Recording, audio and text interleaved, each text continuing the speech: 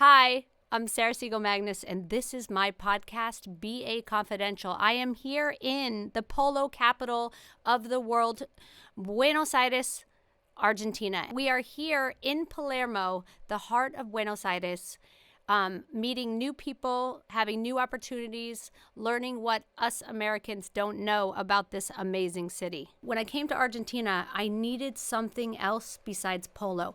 I wanted to learn the culture, and I thought, you know what? I should do a podcast because this is how you meet cool people.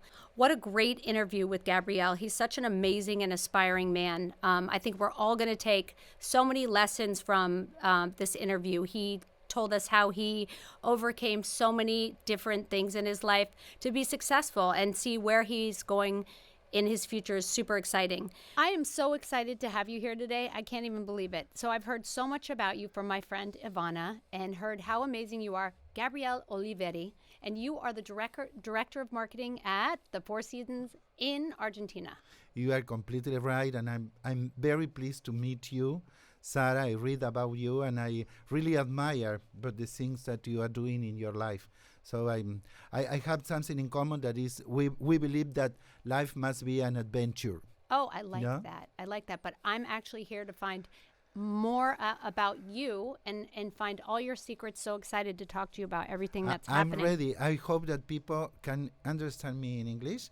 So I wanted to talk. I mean, you're a very successful man. You know everybody in this town. And first, let me just tell you about my first experience in Argentina, and this will kind of set the stage for our conversations later. So yes, my husband is in the cattle business, and the first time I came to Argentina was 25 years ago, and we went to the Rural, and he was selling his cattle, and he made me stay in the absolute shittiest hotel in BA. And I was like, that was my first impression. It was midwinter, and I remember laying on this tiny little bed, which couldn't have been a queen-size bed. Wow. And we could have stayed anywhere, but he wanted to be with the Cowboys, and I was like, is this Argentina? And I remember now being here with you, the experience that I could have had, and what I had then. I kind of like it because I have the juxtaposition of what I saw then and what I know now.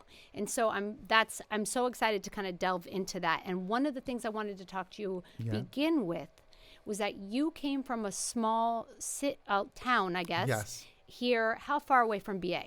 It's 5 hours by bus. Oh. So it's in the north of Argentina, and it's called Between Rivers. Oh, okay. Entre Rios, I translate. And it's named Concordia. Concordia. Okay. Yes, I was born there and moved to Buenos Aires when I was 17 years old. But I was born there in a middle, lower class family. My father has a small store. Okay. It's called Almacén in Argentina, where you can find vegetables, whatever. And also he worked like a driver at camionero. No sé how you say, trucker. Oh, a trucker. Yes. Oh, okay. He worked many years but always we have, food, clothes, house, and a lot of laugh. So that's very good. That's very important. But I imagine you had dreams of getting out of that town. So tell me about how you decided to leave your town, because I imagine coming from a small town. I mean, I came from a small town in Colorado, and the first job I had was in New York City, working for a record company. So, but I had dreams of leaving this little mountain town. So why did you decide to leave that little town? For people in U.S., Concordia is like Omaha. You know, it's in the middle, and so it's a lot of trees, cows. It's a very nice city beside the river. Mm-hmm. So but I think that, as happened to you, we have something inside. Did you read magazines and see famous people? Yes, absolutely. The origin of everything is my mother, Carmen.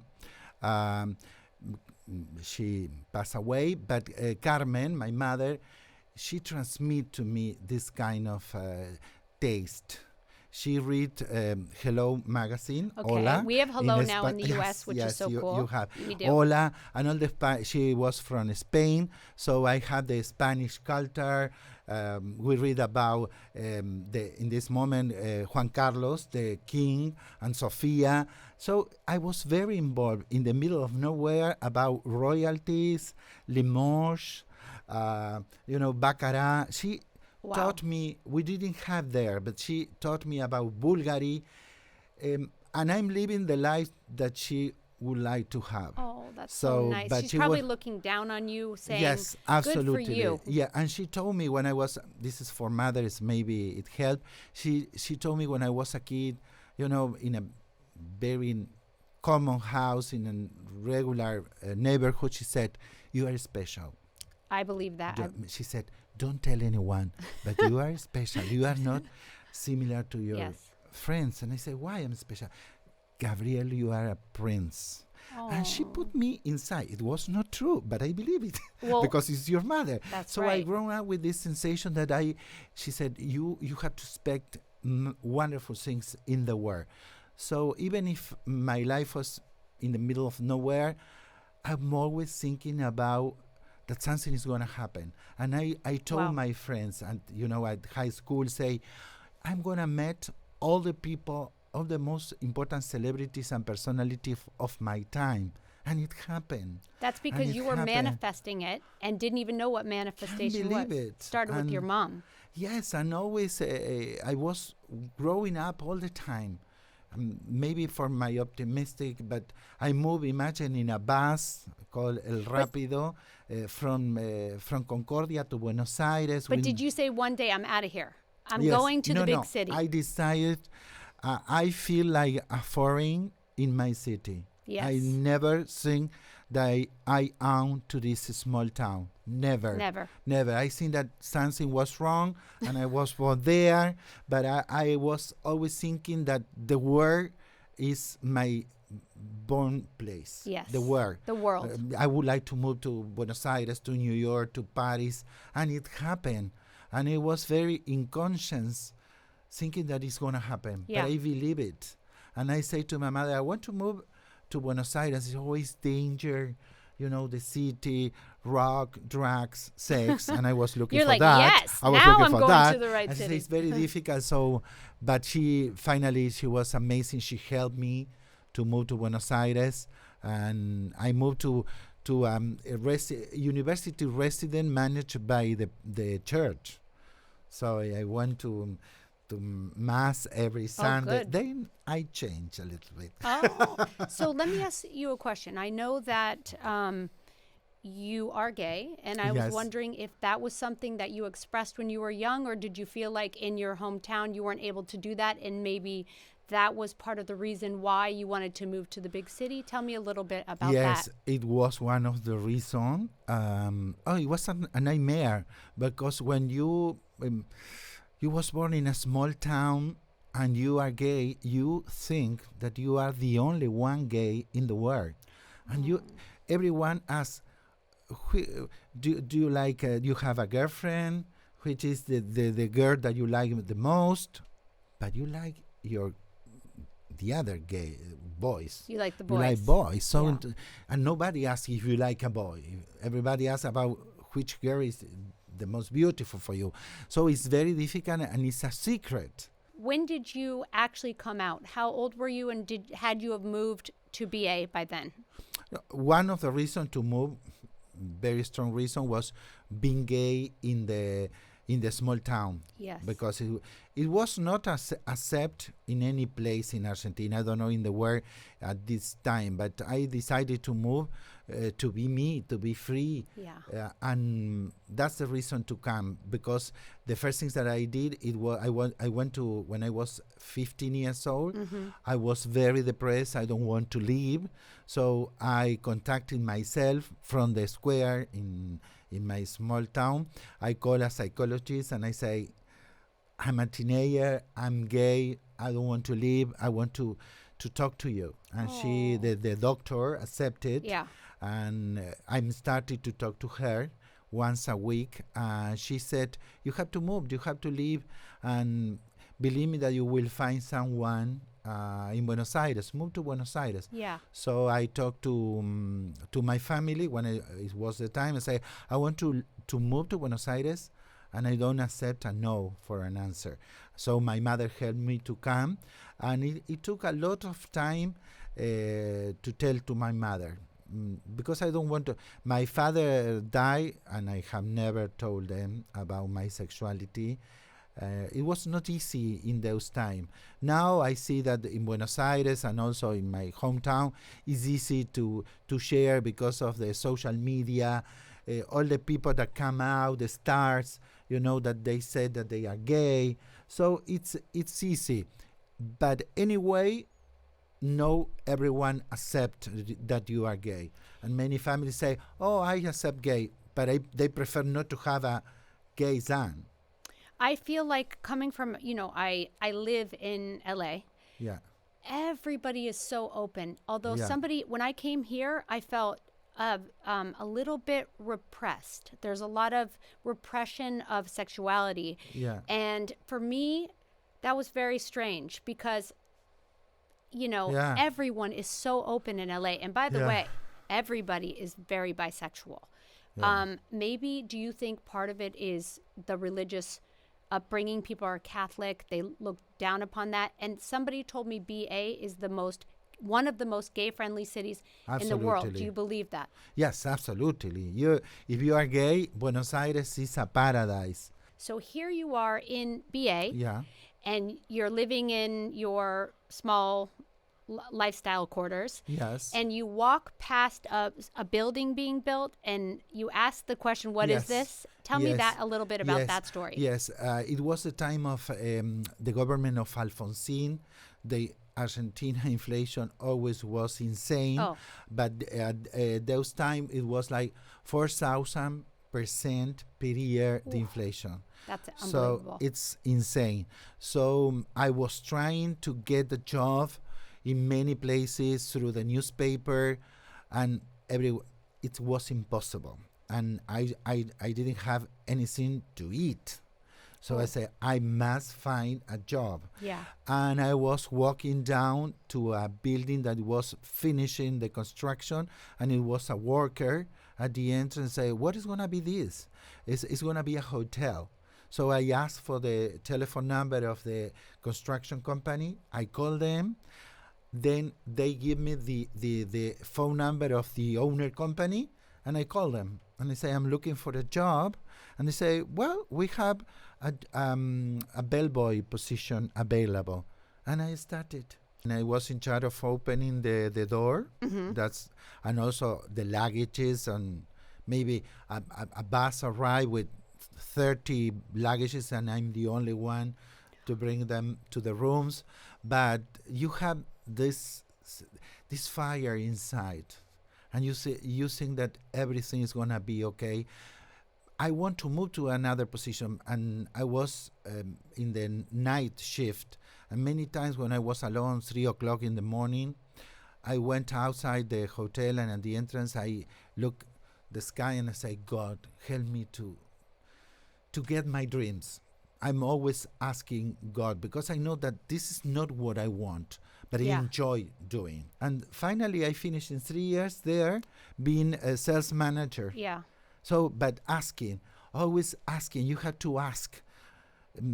I'm not this lucky person that someone offer a promotion, salary increase. I'm always asking, and my recommendation is ask if you are ready for the next position. It's very important. So I know you wrote a book.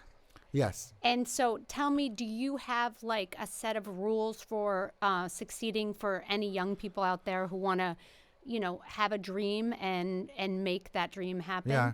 How do you define a 5-star life? Because everybody has a different idea. 5-star life for me is, first of all, to be healthy. Yes, very important. To have someone to love. Oh my gosh, to have a partner to enjoy this very difficult life. Yes. With all the tramps of life. It's amazing to have someone to share life. Could be your couple, or you're a friend, or you're a family, but someone to support you emotionally, then to have a profession or something that you really love to do. Yeah. Oh, that's to wake up every day to do the things that you love. It's amazing. You can be in a life that is not for you, and you can change, and don't complain. Mother People do complain a Mother lot. Teresa Yes. of Calcutta Yes. she had the same time that you had, and she's not complaining. No.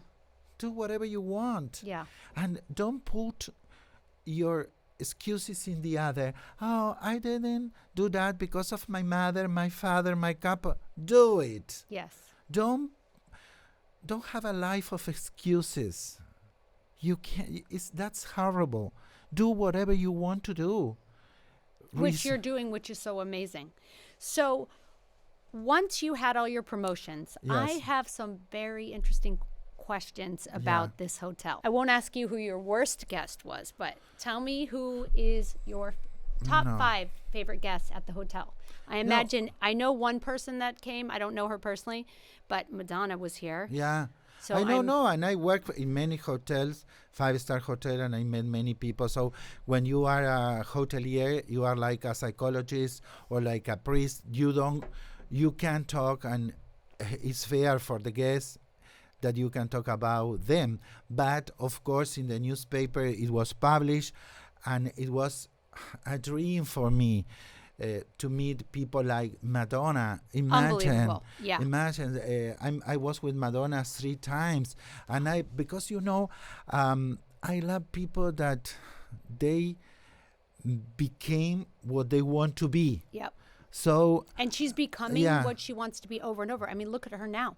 She's in her It's 60s, amazing. and she's reinvented herself. I'm not a groupie. I'm an admirer Yes. of people. Could be a writer like that I met. Talented people. Talented people Yeah. like Mario Vargas Llosa. Yes. That he's a Nobel Peace Prize. yes, prize winner, and he's a writer. And I met him, and I can't believe it because I read their books. So I said, oh my gosh, from writers to actors, Juliette Binoche, Susan Sarandon, Emma Thompson. She was lovely I love lady. her. She's so great. She's amazing, very regular lady. So, but we must understand that they are working.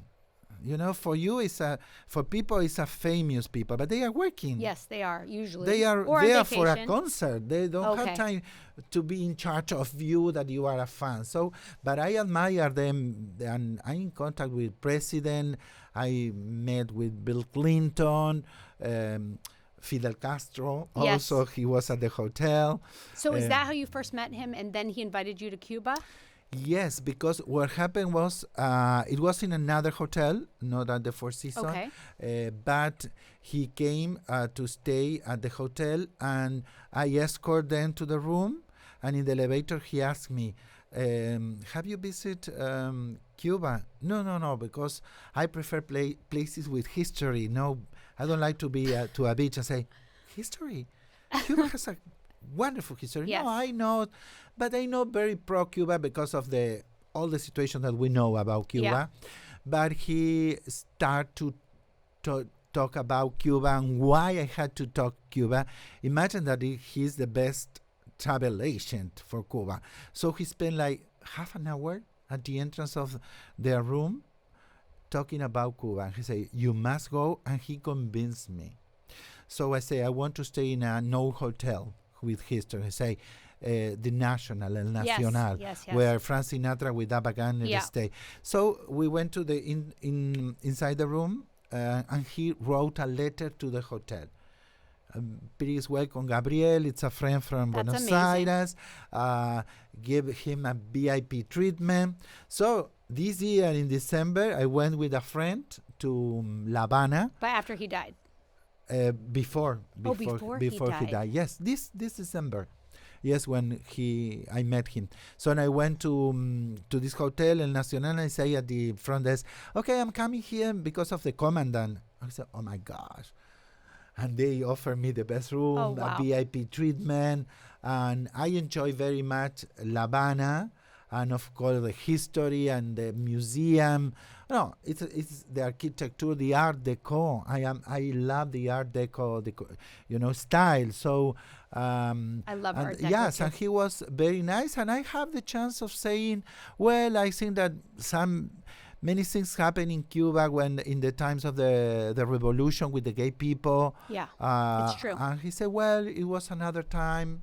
Of course, I was wrong with many people. So, but I needed to tell him what happened with gays in Cuba at this moment. I actually admire you for your boldness. So I have produced movies, also directed movies, Yes. and I had the opportunity to be placed as the director of Castro's daughter. So his daughter Yes. escaped from Cuba. I know. Oh, do you know her story? I know the history. Alina, she's Yes, amazing. yes, yes. So I was going to direct that movie, and the one thing while we were in development with the script was I needed to go to Cuba. Yes. Because she told me, Alina told me so many interesting stories about her father. And at that time, they had not reconnected. She was not allowed to go back to Cuba. So I had planned this whole trip to Cuba. Yes. And let me know when you are ready, Well- because I have like a library of books about Cuba. this movie I ended up not directing because guess why? So this was before things sort of calmed down in Cuba. People had read the announcement that I was going to direct this movie about his daughter escaping, and they put me on a blacklist. So I wasn't allowed to go to Cuba, and my husband's been to Cuba, and literally I was like, oh my God, the government put me on a blacklist? Yeah. Because I heard Cuba's amazing, so I'm I'm very amazed you were so bold to stand up to him, because he killed people Yes. when he was younger for standing up to him. So I think that is something you need to remember and know that you have that courage, which you obviously do, because we know you moved to BA and you were gay. Yeah, And no. I read pretty a lot amazing. of the history, and I went like 10 times. Every December, I went to Cuba for many, many years, and I enjoy the people. The people is lovely, and I love Cuba. And but well, the history is not easy. It's tough. Yeah. I'm not familiar that there is any kind of film business here in Argentina, which is sad to me. Somebody told me they do a lot of movies in Uruguay. Is that true? Yes.